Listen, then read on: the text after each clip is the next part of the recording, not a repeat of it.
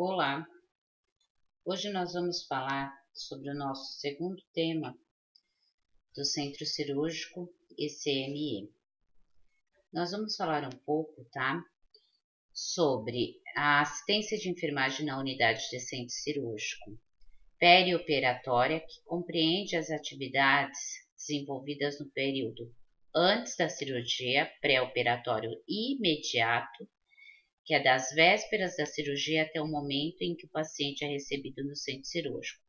Normalmente, esse pré-operatório imediato ele é feito na clínica cirúrgica, tá? Ou até na residência do paciente se inicia, interna e faz na clínica cirúrgica. O transoperatório é no momento que o paciente é recebido lá dentro do centro cirúrgico, e aí já começa a ter os cuidados conosco, tá? Até o momento da cirurgia, que é encaminhado na sala pós-anestésica, que é na RPA.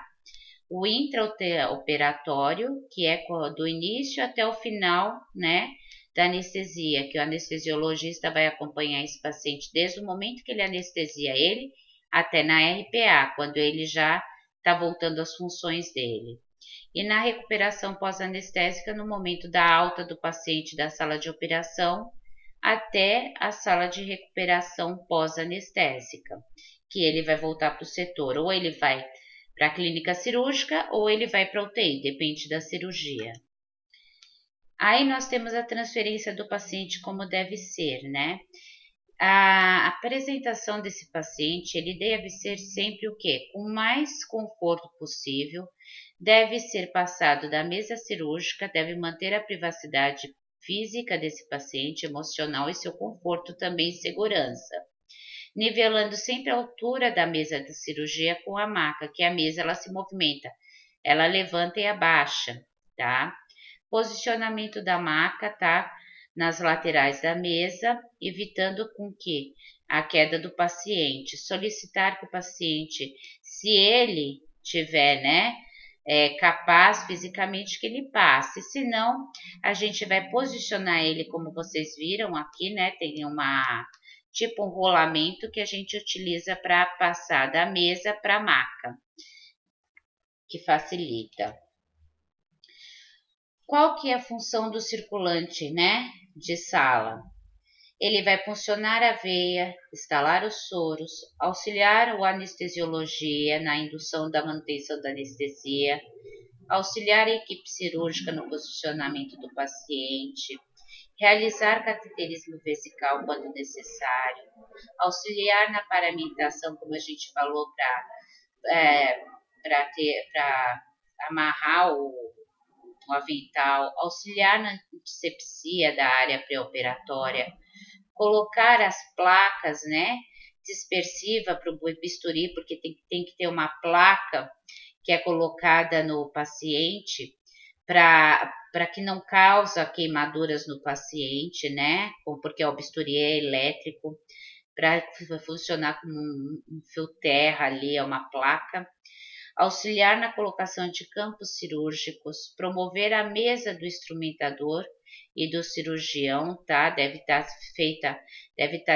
disponível todos os materiais, as caixas que é para aquela cirurgia, para ter no ato operatório, manter o ambiente sempre limpo, asséptico, acompanhar a cirurgia promovendo ao instrumentador artigos necessários para essa cirurgia.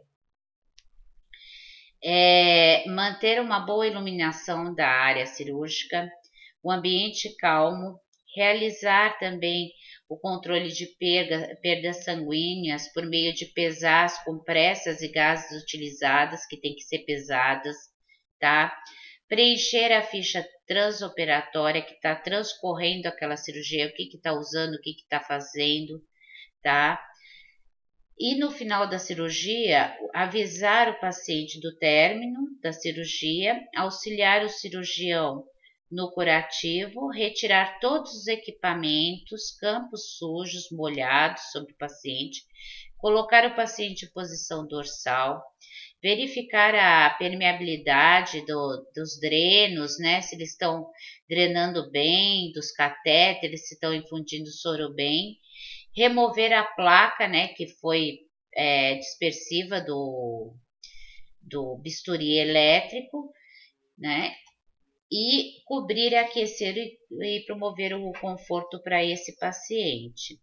Ajudar o anestesiologista a manter a permeabilidade de todas as vias aéreas superiores, que se precisar para aspirar esse paciente e tudo mais, porque o anestesista ele vai estar cuidando da parte hemodinâmica do paciente. O médico ele vai estar cuidando da área operada. Controlar a permeabilidade, fixação e gotejamento dessas infusões, fazer a anotação de enfermagem no prontuário, completar a ficha, né, de débito do que perdeu esse paciente, do que entrou nesse paciente de sangue, de soro, de tudo mais. Avisar o enfermeiro da recuperação pós-anestésica, tá? Que ele vai ou para a unidade pós-anestésica, ou se não, ele pode ir para uma terapia intensiva, que é uma UTI, ele vai ser transferido, às vezes ele nem passa pela RPA, ele já vai para uma UTI e já tem vaga naquela UTI reservada para ele. Transportar esse paciente para a unidade de origem dele, né? Que é a RPA dentro do centro cirúrgico. Ou, né, ele vai para a UTI.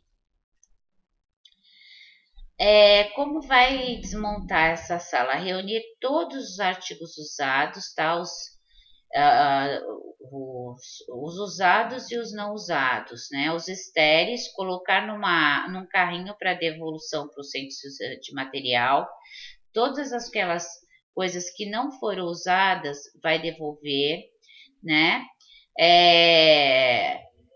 E todas as coisas também de suprimento de farmácia. Calçar as luvas de procedimento, retirar da mesa todos os instrumentais, artigos pérfluocortantes, descartar adequadamente, tá? Desprezar os artigos de uso único não cortantes em recipientes de lixos apropriados, encaminhar ampolas e frascos vazios de medicamentos controlados, tá? Para serem repostos esses frascos, porque normalmente pede os frascos com uma receita do médico para pegar outros. Reunir campos, né, nos hampers, né, revisando sempre se não tem nenhum material lá de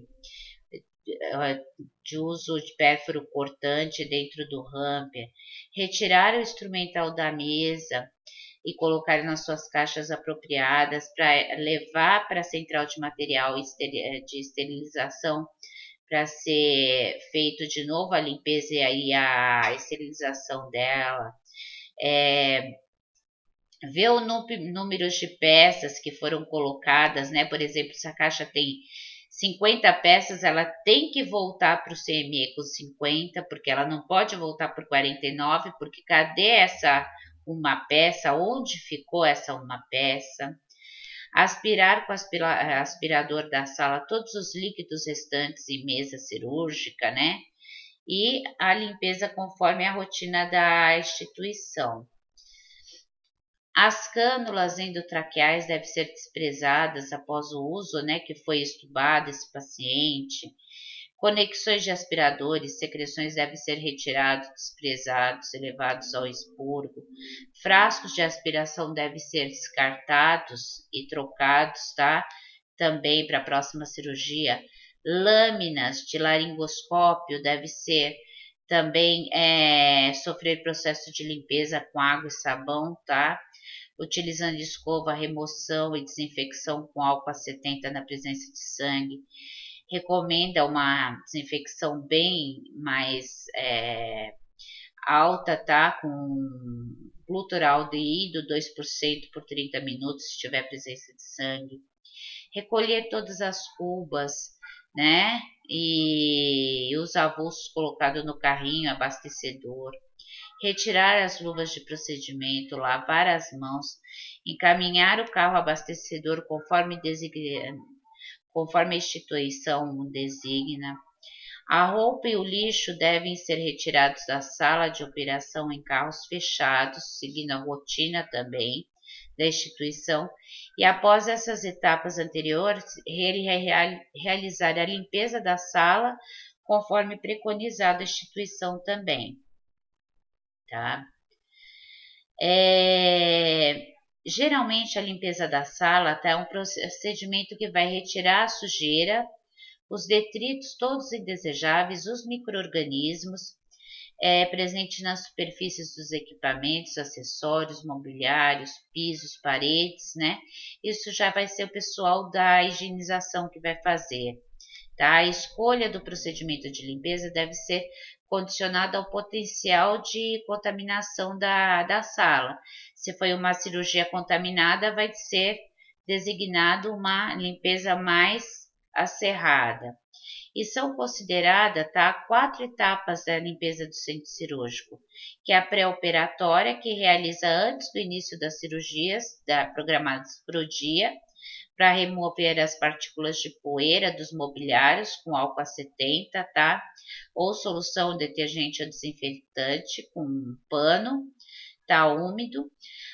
A limpeza operatória realizada durante o procedimento, constituída apenas da remoção mecânica das sujidades de sangue e secreções, tá, com pano comum, embebido com agente químico, e a concorrente executada no término de cada uma das cirurgias.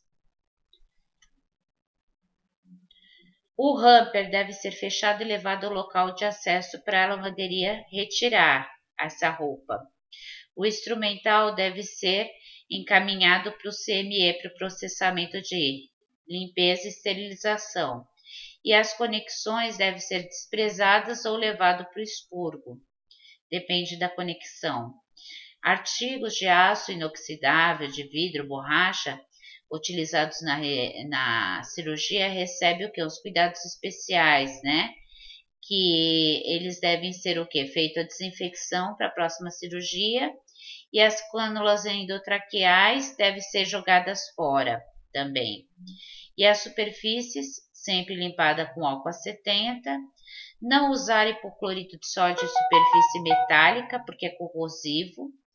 O chão deve ser limpo usando máquinas lavadoras, tá? E extratoras de sujeira também, de material orgânico. E sempre que possível, tá? O uso de pano no chão seco e limpo, a cada sala de operação, a cada limpeza concorrente. As paredes devem ser limpas somente se houver alguma contaminação, alguma cirurgia contaminada, ou material orgânico que foi nas paredes. E aí depois, novamente, a gente vai montar a sala de operação para uma nova cirurgia.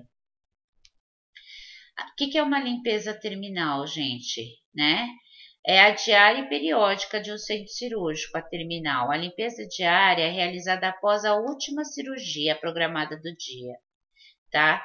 Que envolve todos os procedimentos de uma limpeza concorrente, só que eles vão limpar todos os acessórios, mobiliários, piso, tudo, vai limpar tudo, lavar tudo. Essa é depois quando termina a última cirurgia do dia. As portas devem ser limpas diariamente, tá? Especialmente no local próximo às maçanetas, que é o local de grande contato também, as macas, os carros de transporte também. E os lavabos devem ser limpos e trocados de solução antisséptica. Já a limpeza periódica envolve itens cuja frequência de limpeza não necessita ser diária, tá? Por não se sujar com facilidade. Elas devem ser o quê? Periodicamente, numa forma de rotina, tá? Conforme a instituição estabelece, que é no caso das superfícies verticais, janelas, portas, tetos, grades, que é aquela lavagem totalmente daquela sala, né? De ar-condicionado, armários que permanecem, né, fechados e tudo mais. Quanto à classificação das cirurgias, nós temos as cirurgias eletivas. O que é as cirurgias eletivas, tá? Isso é quanto à classificação da cirurgia e quanto à sua urgência, né?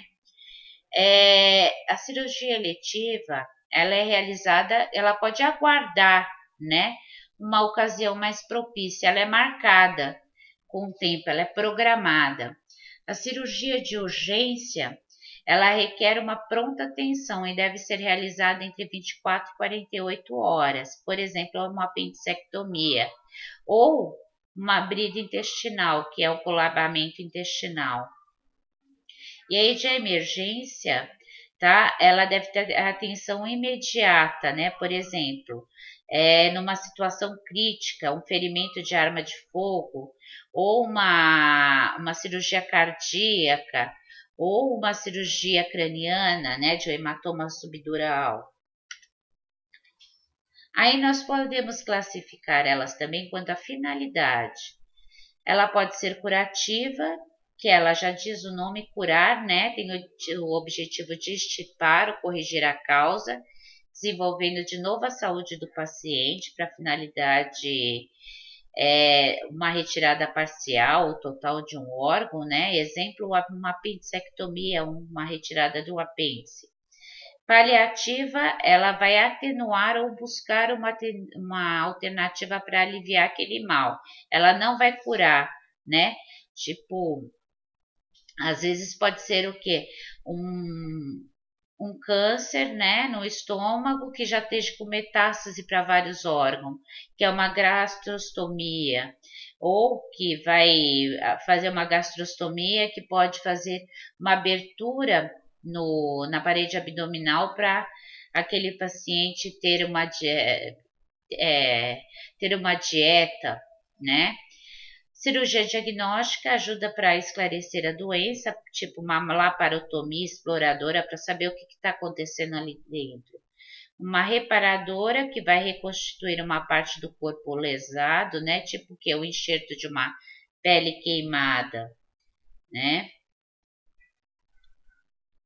E elas são realizadas com objetivos normalmente estéticos ou reparadores, né? Que são a reparadora. E nós temos também ainda classificação, tá? Quanto ao porte do centro cirúrgico, que é o risco cardiológico, que pode ser pequeno, médio ou grande porte, que é a probabilidade de perda de fluidos de sangue durante a sua realização das cirurgias, né? Que é a classificação quanto ao tamanho da cirurgia. Grande porte, com probabilidade de perda de fluido de sangue, por exemplo, cirurgias emergenciais ou vasculares arteriais. Médio, né? Cirurgias com probabilidade média. Um exemplo é o que? Uma prótese de quadril, né? Ou uma ressecção, uma retirada de um carcinoma espinocelular, né? De uma cabeça, de um pescoço, que é um carcinoma pequeno. Pequeno porte, que é o fluido de sangue bem pequeno, por exemplo, uma plástica, uma mamoplastia, uma endoscopia. E nós temos também quanto à duração das cirurgias, que a gente sabe, tem que saber qual é a cirurgia, dependendo do tamanho, depende do tempo que dura. Do porte 1, o tempo é mais ou menos 2 horas, que é uma rinoplastia, uma plástica no nariz. Porte 2 dura de 2 a 4 horas. Uma colecistectomia, que é uma retirada de uma vesícula, né? Uma gastrectomia, uma retirada do estômago. Porte 3 de 4 a 6 horas de duração, uma craniotomia, uma cirurgia no crânio. E porte 4 acima de 6 horas, é um transplante, né? De fígado ou de qualquer outro órgão. Quanto ao potencial de contaminação também, a gente deve saber das cirurgias limpas.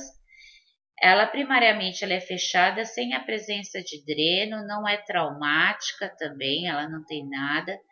Ela tá sendo aberto um tecido, tá? Que ele é passível de descontaminação, que não tem contaminação, não tem líquido nenhum infeccioso, não tem nenhuma penetração no trato digestório, né, respiratório urinário. Por exemplo, uma mamoplastia, uma plástica na mama. Uma cirurgia potencialmente contaminada, ela já está com tecido colonizado, tá com uma microbiota, com poucos números de micro-organismos. Ou um tecido de difícil descontaminação. A gente pode ter aí, tá? Cirurgias que penetram no trato digestório, respiratório, urinário, né? Por exemplo, uma colecistectomia, né? Com colangiografia. uma retirada da vesícula biliar. E a contaminada mesmo, ela já é uma cirurgia com tecido aberto recentemente, já é traumatizado, já é colonizada com grande quantidade de micro-organismos também, tá?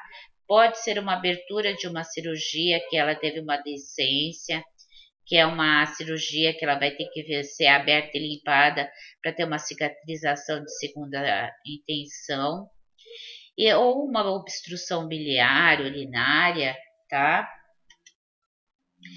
E a cirurgia infectada, que é aquela realmente tá com a presença com um processo infeccioso com pus no local, né? Ou cirurgias em locais que são o quê? De origem contaminadas, como no reto, no ânus, ou que tenha cirurgia, o local esteja com pus no local. Conforme a gente utiliza, né, uma tabela pelo sistema também de cobrança dos hospitais, que a Associação Médica Brasileira caracteriza de acordo com o procedimento anestésico, tá? Varia do porte de 0 a 8, sendo porte 0 um procedimento com anestesia local, e por ordem crescente, desde a sua complexidade, quer dizer, o porte 0 eu vou dar uma anestesia local naquele membro, né, fazer um bloqueio e fazer anestesia. Já o porte 8 já é uma anestesia geral, já engloba mais requisitos, mais cobrança e mais complexidades e cuidados. Nós temos os tempos cirúrgicos, que a gente chama de tempo cirúrgico. Dierese, que é o rompimento da continuidade dos tecidos, dos planos, tá? Até chegar na região ou no órgão, né? Que seria a parte em que faz a incisão. Aí nós temos a hemostasia, é o processo que faz com que pare de sangrar. Por exemplo, aqui pelo bisturi elétrico, né? Que esse cabo é ligado, né? No aparelho, e esse daqui é o bisturi, que é a lâmina, né? Um corta e um coagula, né? Para não ter aquele sangramento intenso. E a histerese denomina-se o quê? O caráter o quê? Que denomina a cirurgia propriamente dita, né? Que é o ato curativo ou paliativo, ou estético ou corretivo. É a cirurgia propriamente dita, que está fazendo naquele momento a cirurgia. E a síntese é feito o quê? Quando a gente começa a união dos tecidos, né, da parte anatômica, né, que foi feito o corte, aí vai começar a suturar ela, vai começar a fazer a sutura pela sua continuidade tecial dos planos anatômicos que tem. Que isso é o médico que faz. Os instrumentais que a gente vai utilizar normalmente, tá, gente? Ou vai disponibilizar para o médico, tá? Eu falo a gente utilizar porque a gente disponibiliza para eles, né? Instrumental de dierese, né? De bisturi, tesouras, serras, né? Agulhas, trepanos, ruginas, né? São vários materiais. Instrumentais para hemostasia, são constituídos daqueles de pinças para vasos, né? Ou se não até do bisturi, que eu falei mesmo, e do material para síntese, né? São agulhas de sutura, porta-agulhas, os fios cirúrgicos também, ou fitas, né? Adesiva para pele, ou até uma cola existe também. Os fios cirúrgicos, tá? As características dele, ele é para manter a força e tensão tempo suficiente para cicatrizar. Provocando o mínimo de reação tecidual. Tipo de tecido ou a ser suturado, tá? A gente tem vários fios, uns que são absorvíveis e outros que são biológicos, né? Que os absorvíveis que são biológicos e os não absorvíveis que são monolilo, que tem que retirá-los.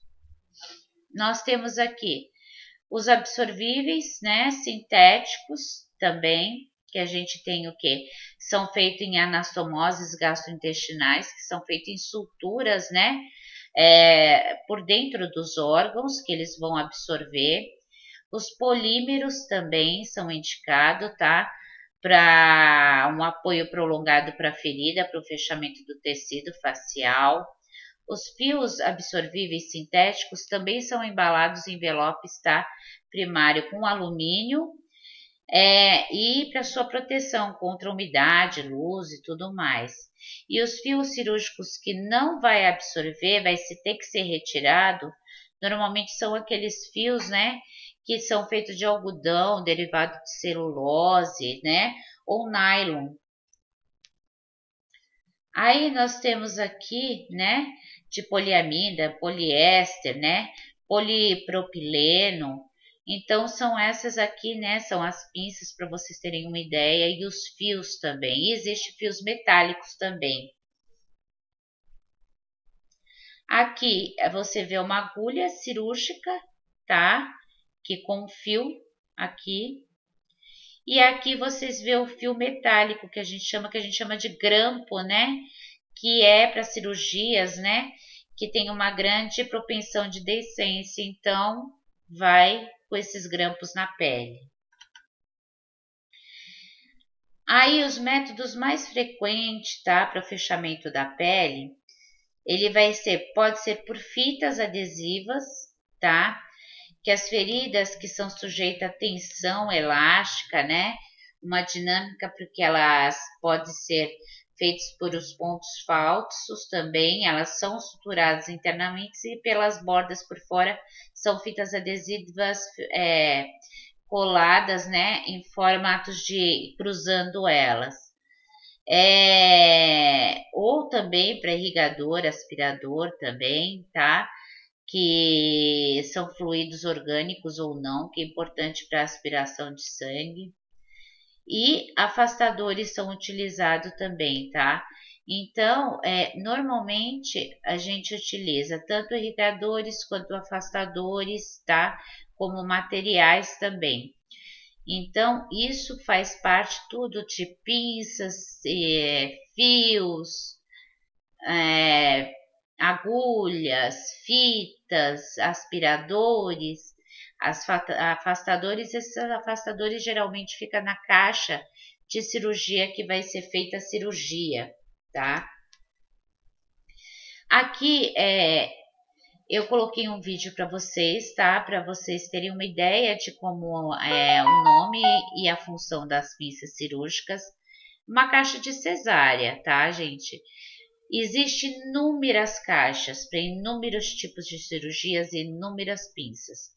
Para conhecer tudo isso, aí precisa se fazer um curso, né, para instrumentadora, que não é o nosso foco agora. Agora é conhecer como se circula uma sala e que se monta uma sala, tá? Mas eu deixei esse vídeo para título de curiosidade. E aqui tá as atividades para ser respondidas no fórum. Agradeço a participação de todos.